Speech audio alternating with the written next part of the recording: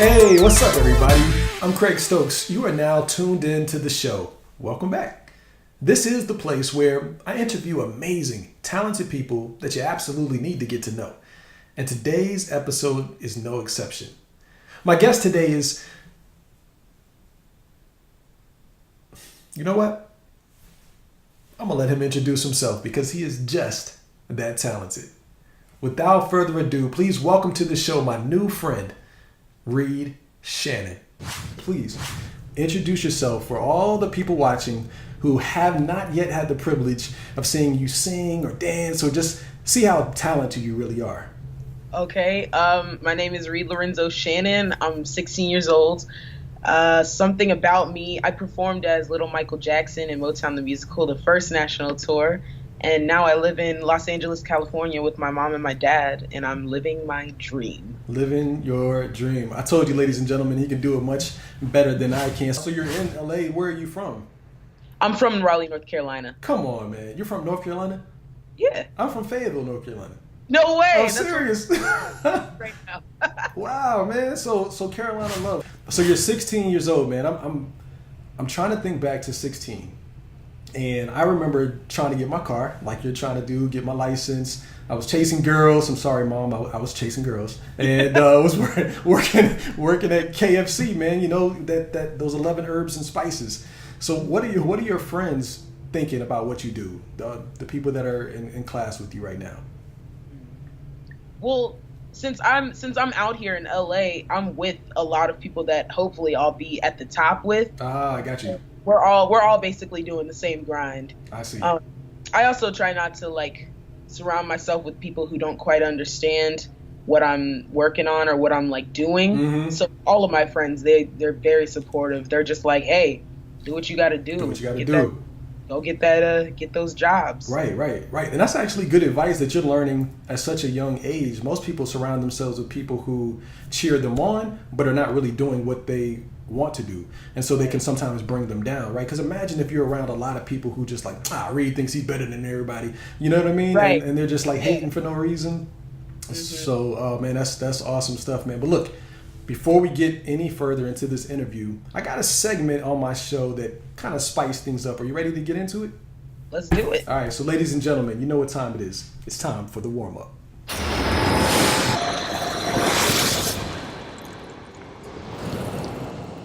All right, Reed, it's time for the warm-up. And so the way this works is we're going to play a game of this or that. You have two choices. You can only pick one. And you only got 2 seconds, 1.9 seconds for each question, all right, to answer. Don't be nervous, though. Okay. You ready? No pressure. No pressure. All right. Singing or acting? Singing. Pizza or chicken wings? Pizza. Jackson 5 or Beyonce? Beyonce. Famous or rich? Rich. Steph Curry or LeBron James? Steph Curry. North Carolina or Hollywood? Whew. Woo, boy. Hollywood. I had to go with Hollywood. Really? I have to. It's just so much out here. It is. All right, ladies and gentlemen, this episode is officially warmed up. So when we come back, we're going to have more with Reed. We're going to talk about his singing, talk about his acting. We're going to talk about the ABCs. Easy as 1, 2, 3. So don't move a muscle. Keep it live.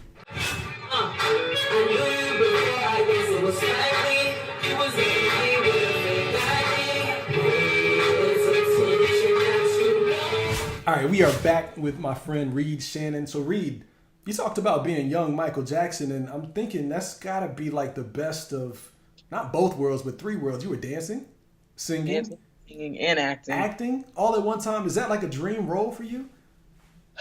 At the time it was, but after I've done it, I'm ready to do more. You know, okay. It's that type of thing that you do and everybody's constantly telling you that you're doing amazing. And then you start to see, oh, wow, there's so much more that I can do in addition to this. And so it was just an eye-opening experience. So talk about it. How did you get the role? How old were you? What was the process like? Okay, so I can give you a little bit of backstory. When I was 11 years old, Mm-hmm. they were casting for the original Broadway show of Motown the Musical. Okay. And I was set to go audition in Atlanta. But then my science teacher sent my parents a note saying Reed has some missing projects. He's having a little bit of behavior issues in class. And so my parents were like, who's going to Atlanta? Nobody, not you. Not you.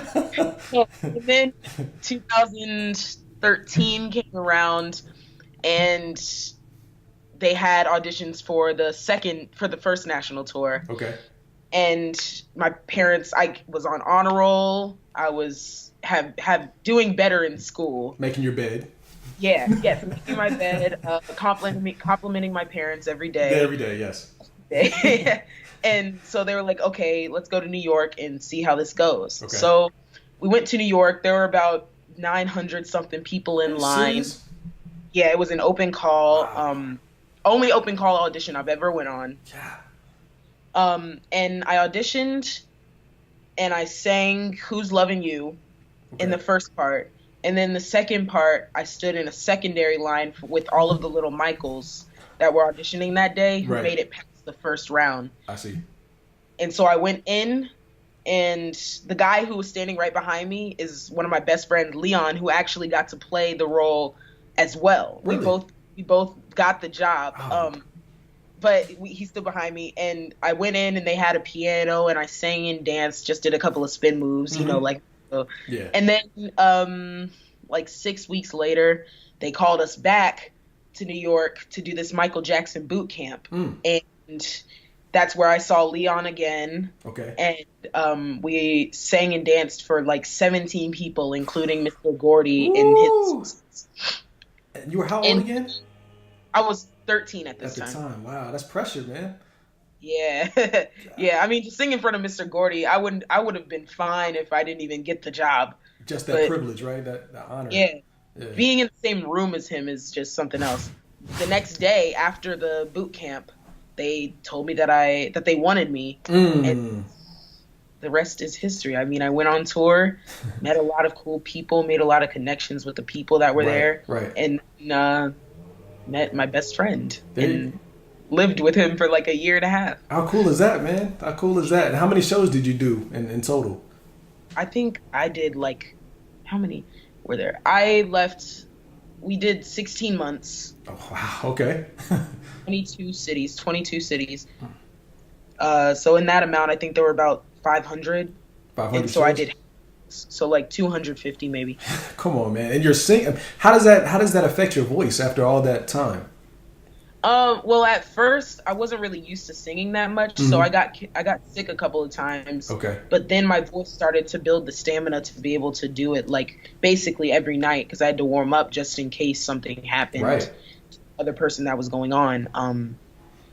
So I mean, my voice just sort of adapted. Somebody listening and watching this episode is going to say he's just blessed, and he's got so much, great things falling in his lap, and he must get told yes all the time, every audition he goes to. Is that true? I wish it was like that. Oh man, no matter who you are in this industry, it is a hustle. Yeah. I mean, like at any moment in the day. Yesterday, I was at school and I got in the car and my mom was like, automatically, she didn't even say, "Hi, Reed." She said, "You have an audition at 4:00. Oh wow, this was yesterday. Yeah, this was yesterday. Okay. My mom could come downstairs right now and she could be like, "Reed, you have an audition. Pack it up. Let's go. We got to get to it." Yeah. And most of the times those auditions don't work out as well as you'd hope for them, but it doesn't have anything to do with like my talent or whoever's auditioning's talent. It's just, it always comes down to the look, almost always. Really? Mm-hmm. So the singing can be on point, everything else just flawless, and then it just comes down to a look.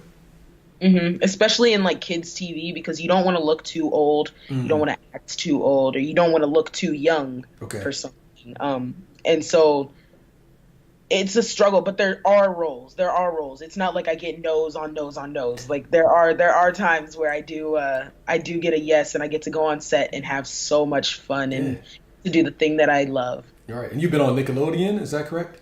Mm-hmm. Right. I've done 2 guest stars on Nickelodeon, and I'm a series regular on this animated show called Blazing the Monster Machines. And that's on Nickelodeon as well?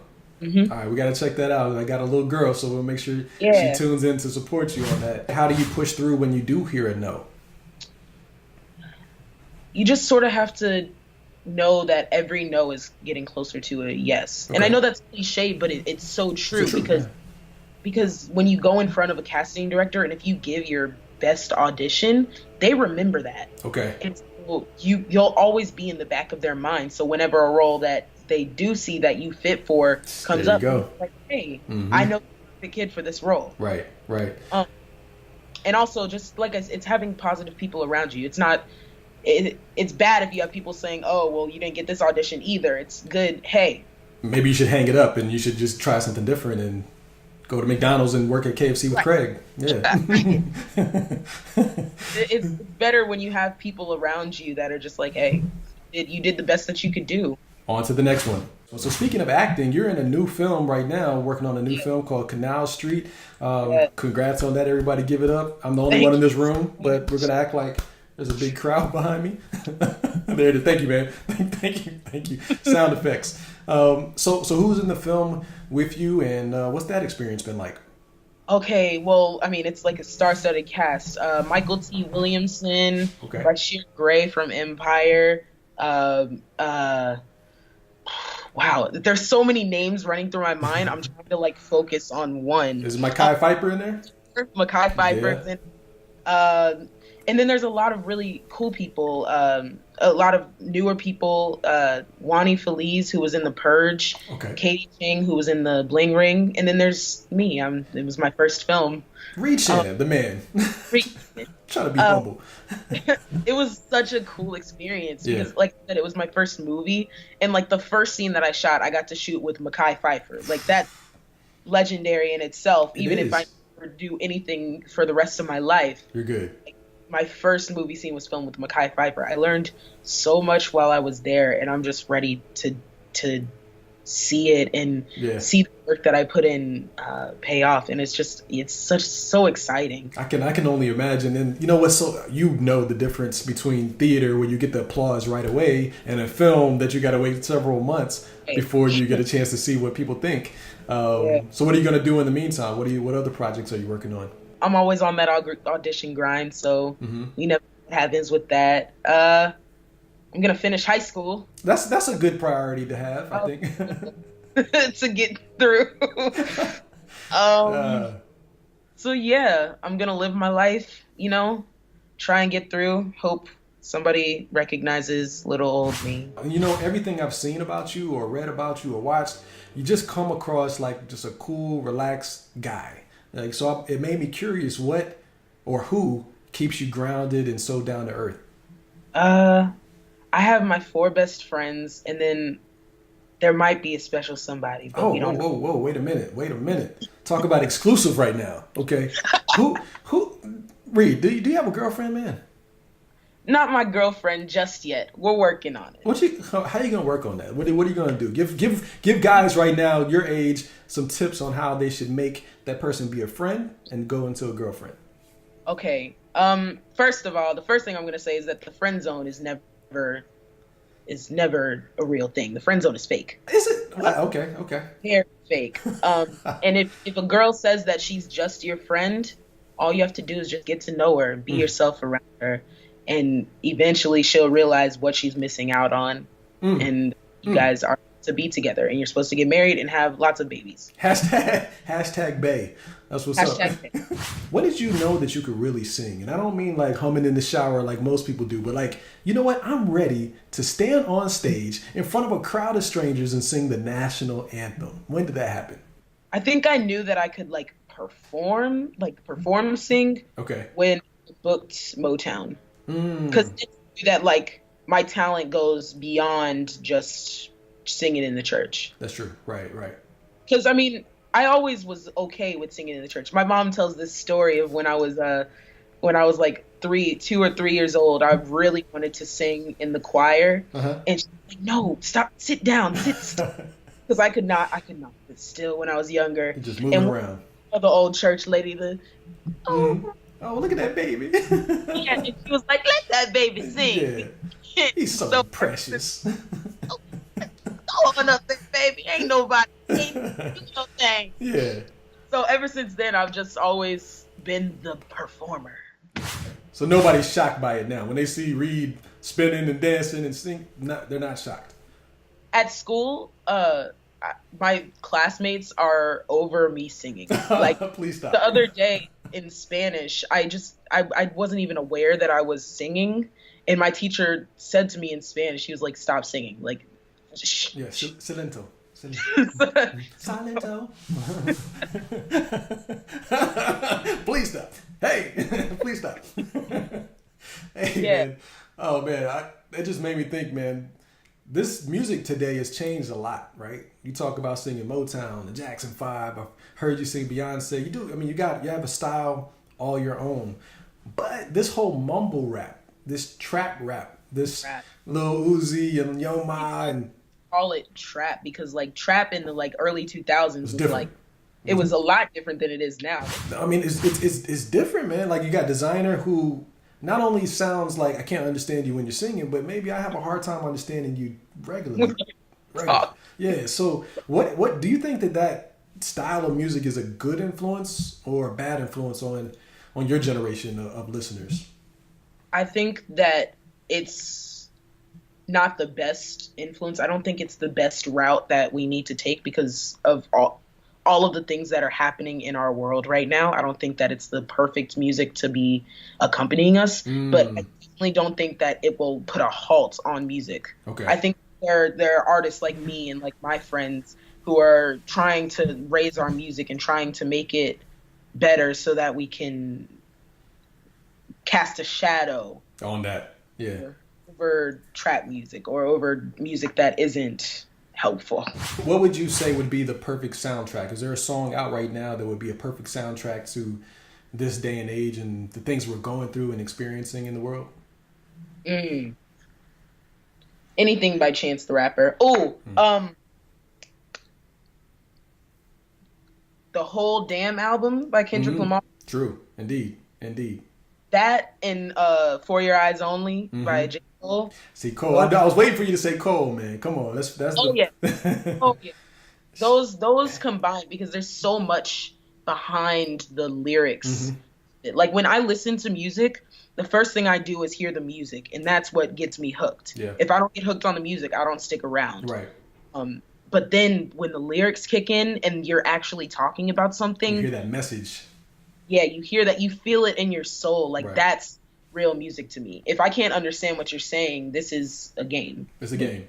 And you know what? I guess some music like that has its place. If you just want to turn up and just have a good time and zone out and not think about the lyrics, cool. That's what it's good for. But that's all it's good for. But then you got Damn and you have For Your Eyes Only and really anything by those two artists and Chance the Rapper, like you said, who say, you know what, my place and my role in music is much deeper than just a check or a spin or a stream on Spotify. It's about longevity and it's about really 10 years from now, can you go back and listen to that album and say it really served a purpose, like it really did. So what type of artist are you? So for those who haven't heard your music before, like which artist would you closely align yourself with? If you can mix Chance the Rapper and Tori Kelly, you get a Reed. Ooh, that's sick, man. That's a great combination. My little life secret is that I'm a low-key rapper. I can't freestyle, but I can write. But you can write, yeah. Oh, yeah. So what I do is I have a home studio set up, and I go to the computer, GarageBand, and then I go online and I go to YouTube and I just look for like beats and stuff, and then I listen to it, and if I feel words like flowing out, I write that stuff down, and then I spit. I love how grounded you are and everything that you got going on. Reed, this has got to be the first. Hopefully, this is not the last time we get a chance to meet and speak, man. We got to do this more often. Gotta link up or something. We got to. We'll make it happen for sure. So, how can people find out more about you and follow all of your movement? Well, my Instagram stays live. I'm at @Shannon on Instagram. I have a website, readshannon.com. Snapchat, you can if you follow Snapchat, be prepared for the laughs of your life. Oh man, okay, it's Comedy Central right now. Okay. Shannon on Snapchat, at read.shannon on Instagram, and then readshannon.com. And you can best believe you'll hear from me. Oh, what's going down? It's only a matter of time. You've already done Oh, yeah. amazing things. The future is bright for you, my friend. So thank you again for coming on the show and being a guest, man. Thank you so much. Hey, if you want to be on the show or you want to nominate someone to be a guest, all you got to do is send us an email at theshow@craigstokes.com, or you can find me anywhere online: Instagram, Facebook, Twitter. You get the idea. I'm online. Reach out. We'd love to chat with you. Well, that's it for today's episode. Until next time, I'm Craig Stokes, reminding you to wake up and live your dreams. Peace.